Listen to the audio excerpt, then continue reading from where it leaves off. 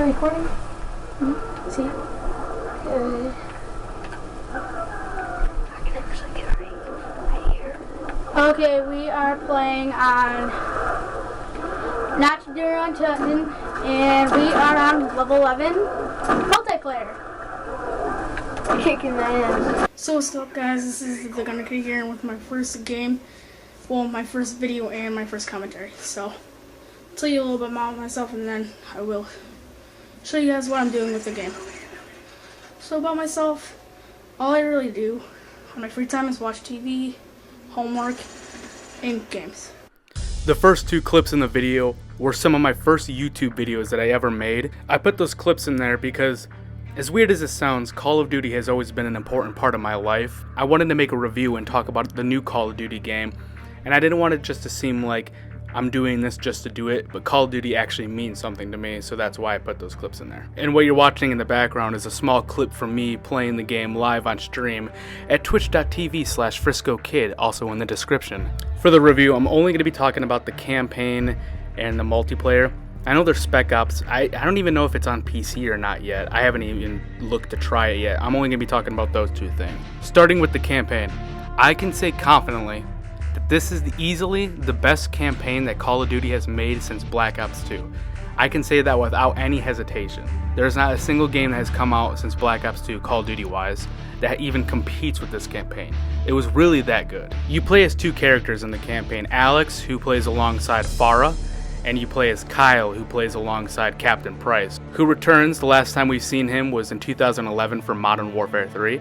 This is a prequel to the original Call of Duty Modern Warfare, which came out in 2007. I didn't know that going into playing the game, so I think it helps to know that going in, because it makes some things a little less confusing, like the reason why Captain Price looks so young. I don't really want to get into the story of the campaign, more of just the gameplay itself.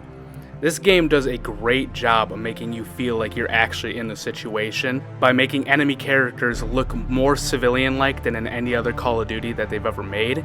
You go into townhouses with night vision goggles and you bust through doors. You decide whether or not you're going to shoot the person. This game also has a feature where people who you thought were civilians will grab a weapon to try to shoot at you, and then you have to make a quick decision to kill them. This campaign really puts you on the edge of your seat. I really wasn't expecting that. The Call of Duty campaigns in previous years have been so generic and so just predictable of what's going to happen. And for a Call of Duty campaign to surprise me as much as this did, that's really impressive. I didn't think that they would. The voice acting, the cutscenes, and the graphics are some of the best, if not the best, from the entire series. Overall, I was just genuinely surprised by how good everything was. Sure, there were some plot holes, and there were some things where you question what the characters are doing, but that happens in every Call of Duty game. For a Call of Duty game to have a campaign that is solid, and you enjoy it, and you might actually want to go back and play it, that is much better than anything I or anyone would have expected, in recent years at least. And now for the multiplayer. I'm going to go over the pros and cons of the multiplayer. First, the pros, because there are two cons in the multiplayer which are just really bad and it's really unfortunate, and I want to go over it. First, with the pros, content-wise, this is the most amount of content that we've had in the Call of Duty multiplayer, again, since probably Black Ops 2. Weapon customization is next level. There are so many variants on each weapon, it's actually pretty mind-blowing. You can turn a normal assault rifle into a borderline sniper, or you can turn an assault rifle into a submachine gun type weapon. I don't know the exact number, but there's something like 60 attachments for some guns. That has never been done in a Call of Duty game. Also, you can put weapon charms, stickers, and stuff on your gun. Of course, they brought back camos. At first, I looked at the camo section, and there was about 10 camos, it seemed like, and I was actually pretty disappointed in that. But when you click on the camos, it unrolls like 10 more variants of that specific camo.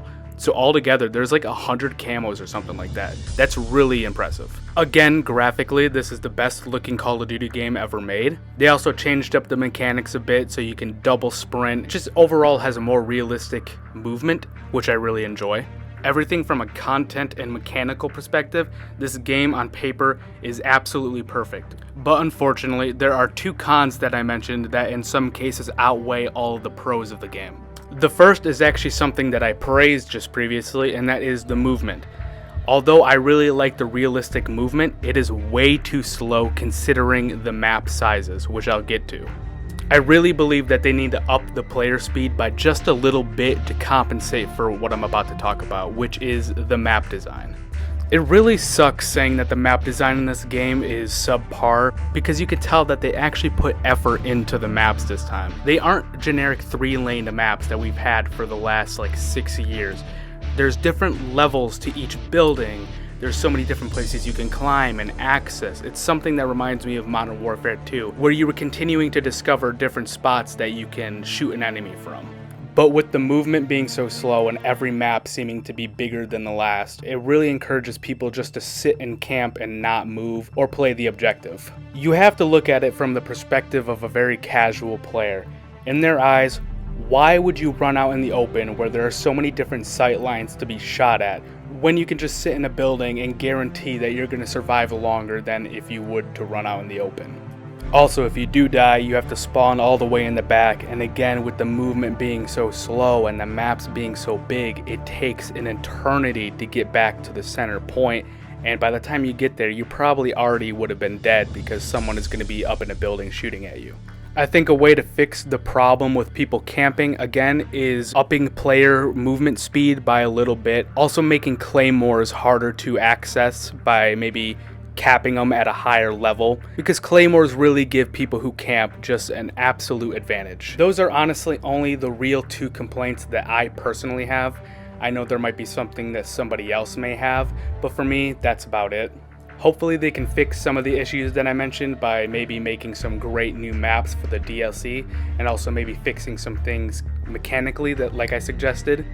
Recommending this game might be kind of hard because for an OG Call of Duty player, it is really frustrating with the big maps and the slow speed and the overall pacing of the game.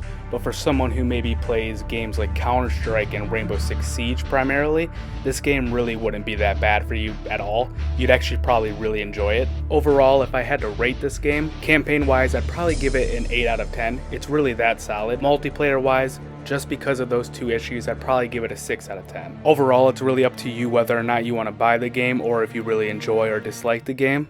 This is just my thoughts on it. If you made it this far, I just want to say that my channel is not turning into a review channel. I'm going to be uploading my skits and short films that I always do. I just really wanted to talk about this game. Anyways, that's it for the video. Thanks for watching.